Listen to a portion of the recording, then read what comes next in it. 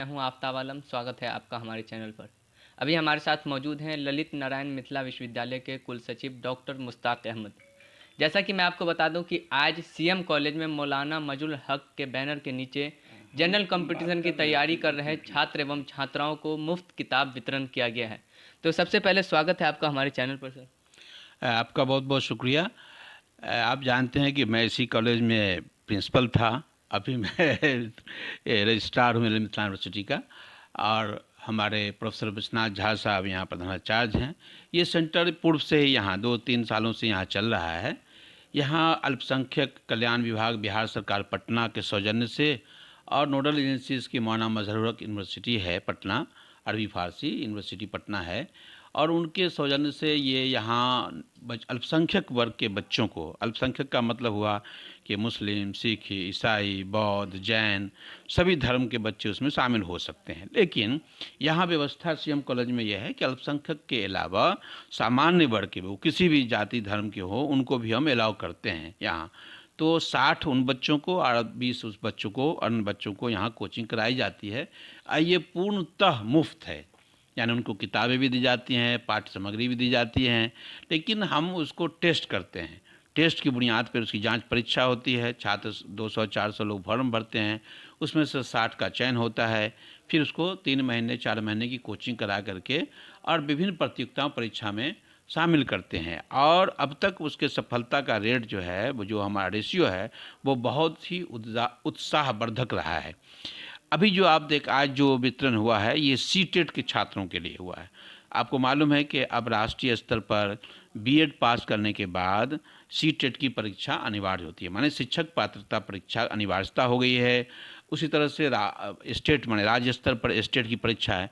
तो उन छात्रों को हम लोग यहाँ 3 महीने की कोचिंग करा करके और उसके लिए तैयार करते हैं। विगत 3-4 बैच यहाँ से निकला है और बड़ा सफल रहा है। पिछले कितने सालों से चल रहा है? ये 2 सालों से यहाँ चल रहा है। इससे पहले मैं मरवाड़ी कॉलेज में था तो वहाँ चल रहा था, एमएलएसएम में था वहाँ था। इसलिए कि बिहार सरकार ने इसके लिए मुझे ही यहाँ निदेशक बनाया कि आप इसको चलाइए वहाँ। तो ये कार्यक्रम चल रहा है और ये बिल्कुल निःशुल्क है। तो पिछले वर्षों का जो रिजल्ट रहा है वो बहुत अच्छा रहा है। जैसे यहाँ सीएम कॉलेज के पर ये चौथा सीटेट का बैच है। इससे पहले 3 बैच में 60 में 42, 46, 48 बच्चे तक पास किए हैं। तो ये बहुत अच्छा स्ट्राइक रेट है। और इस बार चूँकि कोविड की वजह से ये परीक्षा जो जुलाई में होनी थी वो अब जनवरी में होगी। तो उन्हीं बच्चों को जो पीछे क्या था, उनके मार्गदर्शन के लिए विशेष कक्षाएं चलाई जा रही हैं। और प्रोफेसर विश्वनाथ झा साहब जो यहाँ प्रधानाचार्य हैं, इनके सहयोग से इन्होंने कहा कि नहीं, सीएम कॉलेज में ये चलना चाहिए। ये चल रहा है। प्रोफेसर आफ्ताब अशरफ साहब हैं, प्रोफेसर इर्तिजा साहब हैं, इन लोगों का सहयोग मिलता रहा है। पूर्व में भी एमएलएसएम कॉलेज में ये भी संयोग के रूप में, यहाँ भी संयोग के रूप में ये काम करते रहे हैं। तो ये सिर्फ एक मात्र उद्देश्य है कि मिथिलांचल में जो हमारे बच्चे हैं उनके अंदर प्रतियोगिता परीक्षाओं का रुझान पैदा किया जाए।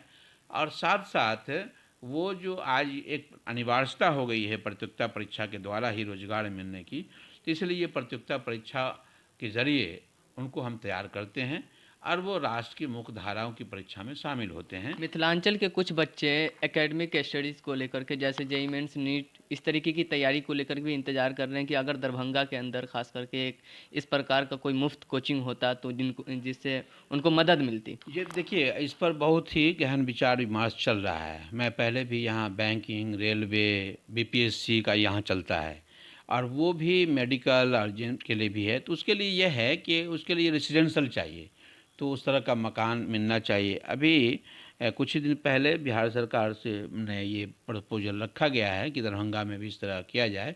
तो हो सकता है कि बहुत आगे आने वाले दिनों में हम लोग ये चाहते हैं कि यहाँ जो ये है, वहाँ चंदन पट्टी है, वहाँ जो मानव का सेंटर है और उनका हॉस्टल बन रहा है, अगर बनता है तो रेसिडेंशियल वहाँ हम लोग जेईई मेंस का ही करेंगे। कि चूँकि अली अशरफ फातमी साहब की भी इच्छा है कि वहाँ खुले, तो हम लोग इस पर हैं कि कोई ऐसा चूँकि उनके लिए रेसिडेंशियल अनिवार्य है।